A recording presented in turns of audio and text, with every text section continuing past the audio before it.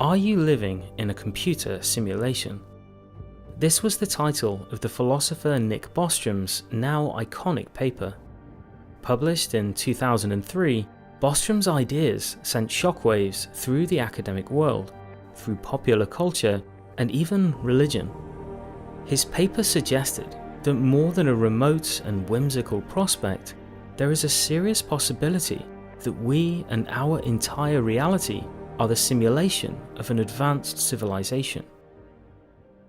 Bostrom's paper proved so compelling that in 2016, a New Yorker article reported that many in Silicon Valley had become obsessed with the idea, and that two unnamed billionaires had secretly employed teams of scientists to attempt to break out of the simulation.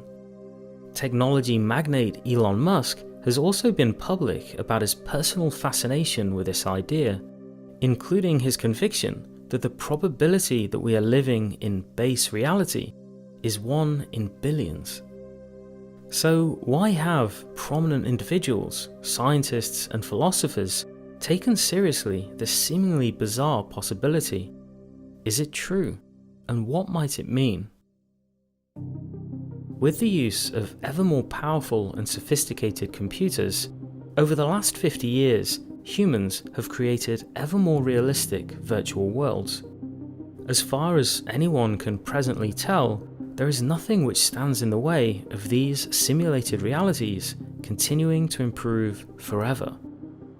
Many now foresee a time when these virtual worlds will become so realistic that unless we had direct knowledge, it may be impossible for us to tell the difference between virtual worlds and base reality. This raises the unsettling question: how do we know that we don't already live in a simulation? Could this have already happened? Could we be living in what Bostrom calls an ancestor simulation, a creation of an advanced civilization designed for the purposes of studying its own past? In truth, advanced civilizations may have countless reasons to run such simulations and would likely create astronomical numbers of them. It would therefore seem to follow that of all of the beings in existence, an overwhelming majority of them would be inhabiting simulations. The likelihood then that we occupy base reality would therefore appear very small indeed. The simulation argument. In his paper, Bostrom lays out 3 propositions of which he argues at least one must be true. Proposition 1 is that all technological civilizations collapse or go extinct prior to reaching technological maturity. Proposition 2 is that civilizations can reach technological maturity, but for some reason they never create the kind of simulations which could resemble our world. If we reject either of these 2 propositions, Bostrom argues that we must accept his third, final proposition, that we are almost certainly living in a simulation. We will explore this striking possibility as well as its far-reaching implications, but to get a better sense of its likelihood, we'll first take a closer look at the other 2 propositions. Proposition 1, the Great Filter. The first proposition is that civilizations can never acquire technological maturity and so never get a chance to create ancestor simulations. Initially, this suggestion seems unlikely. After all, we live in a universe of hundreds of billions of galaxies and countless trillions of star systems, any one of which could be home to a burgeoning technological civilization. What then could prevent any and all civilizations from advancing to this level of technological maturity? At the outset, the idea that any and all civilizations fail to achieve technological maturity seems grossly pessimistic. So why entertain this possibility? One proposed answer is that there simply are no other intelligent civilizations in the universe. Proponents of this view draw from the mysterious observation known as the Fermi paradox, that the universe around us seems oddly silent. Our universe has been habitable for life long before our solar system even formed. It would seem that more than enough time has elapsed in the universe for advanced intelligent civilizations to become an obvious presence in our galaxy. And yet we see no signs of burgeoning Type 3 civilizations or their galactic megastructures, the evidence of which, presumably, would be blazoned across our skies. So what explains this eerie silence? One proposed answer is that there are evolutionary stages between inert matter and advanced intelligent life that are so astronomically rare that they prevent all or nearly all life from ascending beyond it. Such stages have been called great filters. Perhaps in our path of discovery, there awaits a great filter in the form of an advanced technology, so destructive and uncontainable that it annihilates any civilization that discovers it. Some even argue that such a technology has already arrived in the form of nuclear weapons. Perhaps all technological civilizations, in their pursuits of an ever greater understanding of physical reality, invariably discover the tremendous energy released by the splitting of the atom. In their subsequent development of this seductive power, they introduce a permanent existential danger that invariably leads to their eventual annihilation.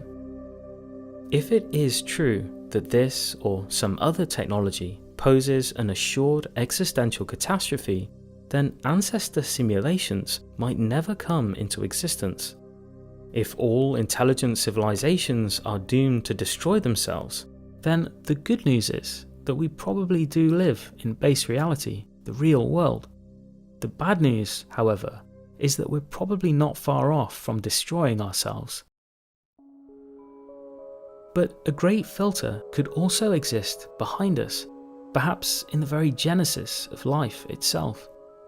One candidate is the initial forming of reproductive molecules, the RNA, which serves as the basis of all biological life on Earth.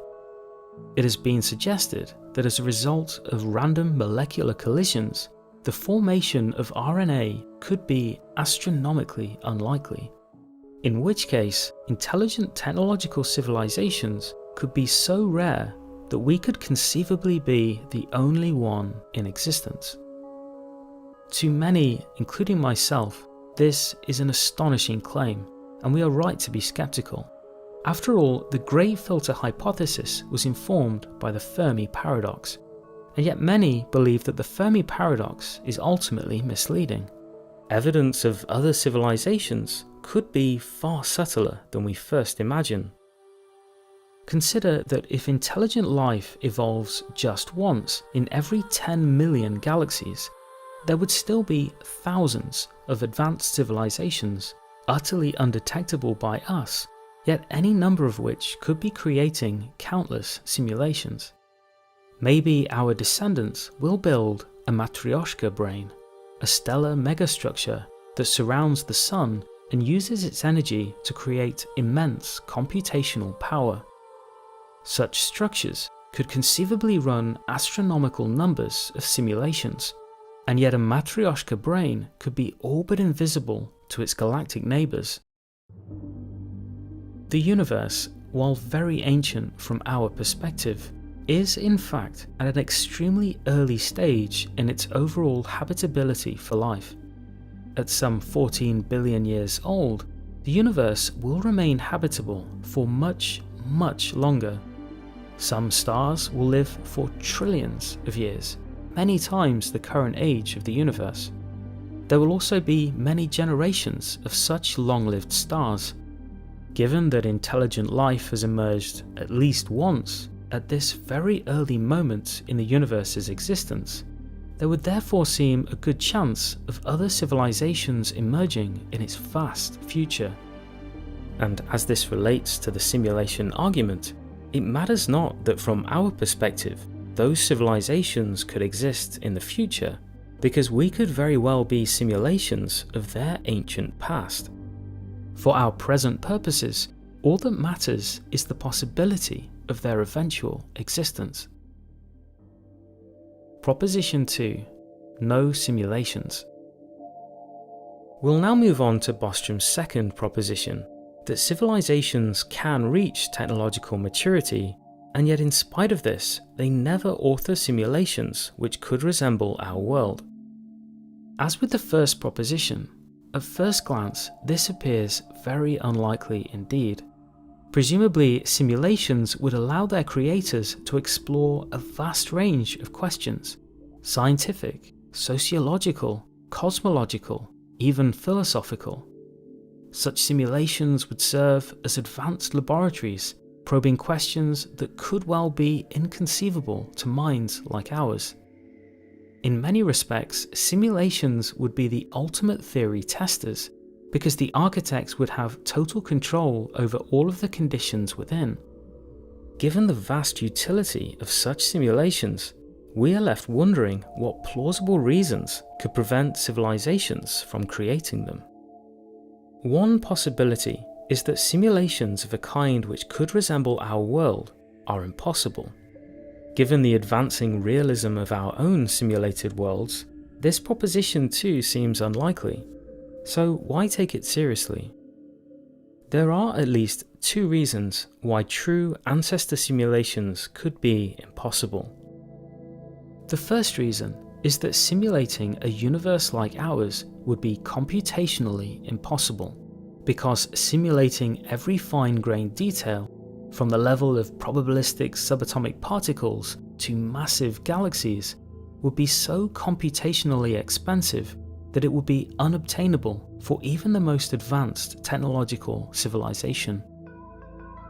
The physicist Michio Kaku dismisses the simulation hypothesis for this very reason, pointing out that the only information processor which is up to the task of simulating a universe is the universe itself. This objection may or may not be true, but it also overlooks that a convincing simulation would not need to render every detail of the universe, rather only those which are being observed. Distant visible galaxies, for example, could be compressed to just a few bits of information, depending on whether observers are paying attention. Much like in video games, which render objects and scenes only when interacted with by a virtual avatar, a simulation could dramatically cut computational costs by rendering only those parts of the simulation which are of direct relevance. Neither would they need to render the long past of the universe, or the timelines of the entities inhabiting it. Memories could be implanted to give the impression of continuity, when in fact the present simulation could be just moments old. If the architects wish to create a simulation that appears identical to our world, they would need only to manipulate the conscious experiences of its inhabitants. This takes us to the second possible reason why such simulations might be impossible. Bostrom's argument entails more than the creation of hyper-realistic worlds. It invokes conscious inhabitants originating from within the simulation. In the Matrix films, the human inhabitants of the Matrix remain connected to physical bodies that persist in base reality. In Bostrom's argument, however, the conscious inhabitants are instantiated within the simulation itself. Yet there are reasons to consider that simulating a conscious mind in this way is impossible. But why might this be the case? It first needs to be said that we presently do not understand consciousness, how it exists, or why we have it. In fact, consciousness is one of the greatest mysteries we know of. How biological organisms aggregate an inner subjective experience is a millennia-old question that even our most advanced neuroscience has made no less mysterious. What the philosopher David Chalmers has called the hard problem of consciousness is yet to be solved, with no clear sign what a solution to this mystery would even look like. In recent years, growing numbers of scientists and philosophers have argued that in consciousness we have encountered an impasse which highlights the limits of our current materialist science, and that to truly understand consciousness we may need to go beyond our present materialist assumptions.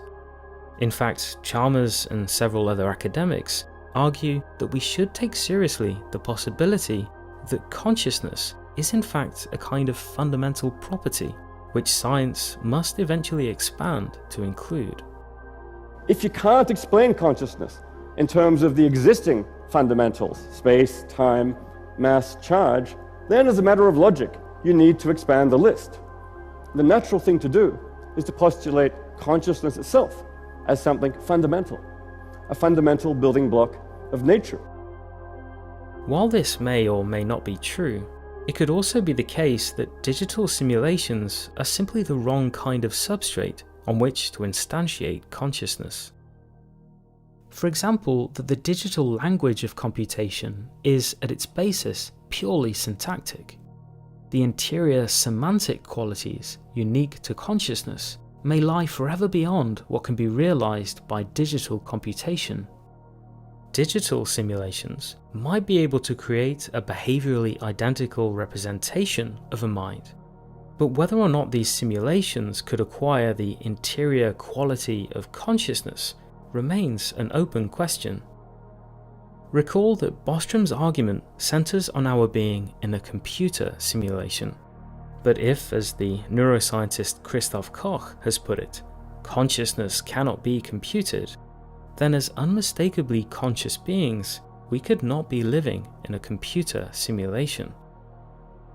But what about some other kind of simulation? It is worth keeping in mind that one way or another, our brains are conscious. Furthermore, our brains are, in a certain sense, reality simulators of a human experience. How a brain achieves this feat remains a mystery to us, and yet a much more advanced civilization would presumably have a much more advanced science of consciousness, perhaps one that goes far beyond our present materialist assumptions. Should consciousness turn out to be a fundamental property of reality, advanced civilizations may nonetheless develop technologies for vectoring this conscious interiority in any way they desire. Similarly, if consciousness is non-computational, we nonetheless cannot rule out the larger idea that we are in some kind of simulated reality, albeit one beyond our current scientific paradigm. If we proceed under the speculative assumption that consciousness-supporting simulations are possible, then we must now consider what reasons an advanced civilization could have in choosing not to create them. Ethical impasse. In broad terms, their objections may lie on ethical grounds. A more advanced civilization may operate under a comparatively more advanced ethics. After all, there seem to be many aspects of ethics that can be rationally derived. Bostrom himself considers that intelligent civilizations may universally converge on specific ethical precepts relating to the treatment of conscious beings. To limit avoidable suffering as an obvious example. Perhaps a convergence among advanced intelligences will deter the creation of fabricated realities in which conscious beings can suffer. Perhaps at the stage when simulations become possible, advanced societies have already in place a strong law preventing their creation. If this notion of ethical convergence is plausible, then in our finding ourselves inhabiting a reality of much apparently needless suffering, this might count against our being in a simulation. We'll return to this possibility, but again, this view depends on the idea that future civilizations will invariably converge in their moral principles. While this has some plausibility, for it to be a decisive factor in the simulation argument requires the strong claim that it be true of every civilization without exception. Because if just one civilization chooses to pursue this technology, the likelihood that we are inhabiting one of their simulations grows dramatically. Recall that Bostrom's second proposition is that civilizations can reach technological maturity and yet don't create simulations which could resemble our world. As with the first proposition, this turns out to be much more complicated than it first appears. At first glance, Bostrom's argument would seem to suggest that we almost certainly do live in a simulated reality, and yet, on closer inspection, the other two propositions are highly ambiguous. Does the Fermi paradox suggest that advanced civilizations are astronomically rare? Do great filters constrain the ascension of life from inert matter? Could consciousness resist any and all simulation? And might ethical convergence deter the creation of simulations with conscious beings?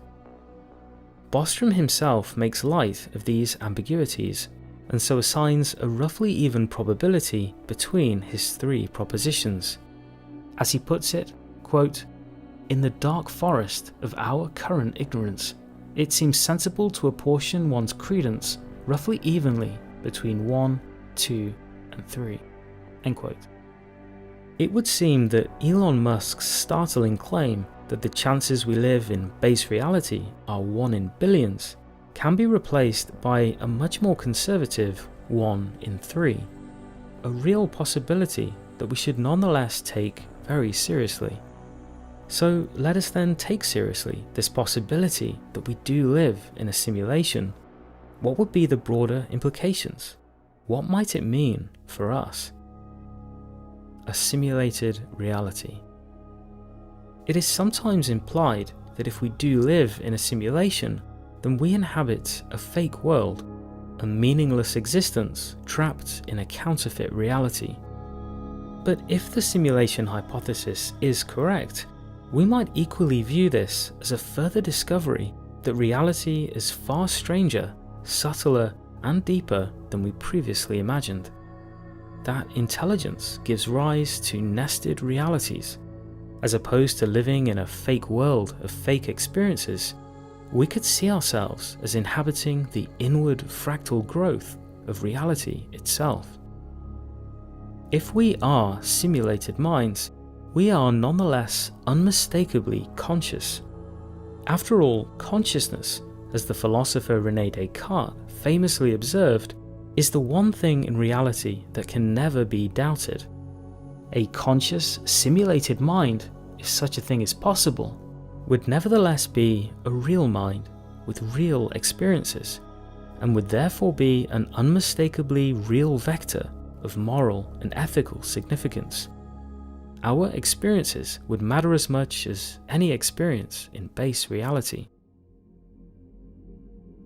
The simulation hypothesis also offers a thought-provoking, naturalistic way in which certain traditionally religious ideas might be true, including that we live in an intelligently designed universe presided over by an omniscient, omnipotent creator or creators. Furthermore, depending on the kind of simulation, other religious comparisons can be drawn. For example, if it should turn out that consciousness cannot be simulated, there would still be all sorts of reasons for advanced beings to create realistic simulated worlds and project their own consciousness into them. Such minds could have unimaginable new experiences, inhabit new identities, and otherwise freely explore the vast, uncharted regions of the state space of consciousness. And, in all likelihood, they would have all sorts of reasons to deliberately forget that they are having an experience, which perhaps, on some level, they are choosing to have. In which case, death may not be the end of our individual experience, but akin to waking up inside a higher dimensional reality, perhaps at this point recalling ourselves as willing participants. It is conceivable that in a populous future of advanced civilizations, there may be trillions of such simulated lives, perhaps even outnumbering those in base reality. If we are such beings, we would be the denizens of another plane of reality, more real than this one, in which we are visitors to this world, after which we return home and evaluate our experiences. A form of reincarnation would therefore be conceivable, in which a collection of simulated lives becomes the experience of a single entity, perhaps gleaning new knowledge via the perspective of oneself through another. Conceivably, all minds within a simulation could become the meta-experience of a single conscious being. Indeed, a simulation capable of supporting conscious minds could also conceivably be conscious itself, in which individual minds are aspects of a much greater unitive experience. Bostrom's simulation argument has captured the imagination of a generation of thinkers. It has found its way into popular culture and even theology and religion. It is an argument that in some ways came out of nowhere and yet forced us to re-examine everything from its new perspective. At the height of the digital age, the simulation argument emerges as the apex metaphysical question of our computational paradigm, in which we, as generations before us, viewed the world through the highest technology of our time. For what it's worth, I think Bostrom's argument is sound, insofar that at least one of his 3 propositions must be true. And yet for every argument defending one of the propositions, there seems to be an equally cogent argument against it. When I set out to make this video, I expected to arrive at a much clearer view than I have. As a skeptic about digital consciousness, I expected to come down against our living in a simulation. But I find it difficult to rule out a broader definition of a simulation that goes beyond computation, and perhaps also beyond our current materialist paradigm. All I can say is I think we should take the possibility that we live in a simulation very seriously, that the simulation argument is another reminder of how mysterious reality is, and that we should continue to keep an open mind about our situation within it. One perspective is that we have always been building simulations, that from our earliest manipulations of the physical world with primitive tools, we have been externalizing our intentions and constructing our own realities. The creation of convincing virtual worlds might be viewed as a stage in the maturation of this process, that if we survive to do so, we are destined to become the architects of our inner reality and to freely explore the vast state space of consciousness. There is one final consideration that impacts my personal intuitions about the simulation argument.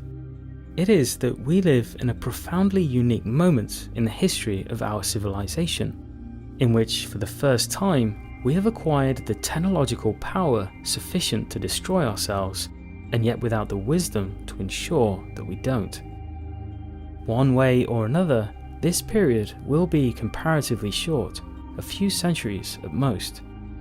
The philosopher Toby Ord calls this moment of vulnerability the precipice, and argues that should we survive this time, it will forever be remembered as one of, if not the most significant moment in history, when a civilization either grasps the mantle of its vast cosmic future or succumbs to existential catastrophe. And yet for exactly this reason, any simulation architects would also presumably consider this time of extremely high interest for all sorts of reasons, including understanding their own origins. Of all of the historical moments we could find ourselves living through, I can think of none more likely than ours to be simulated.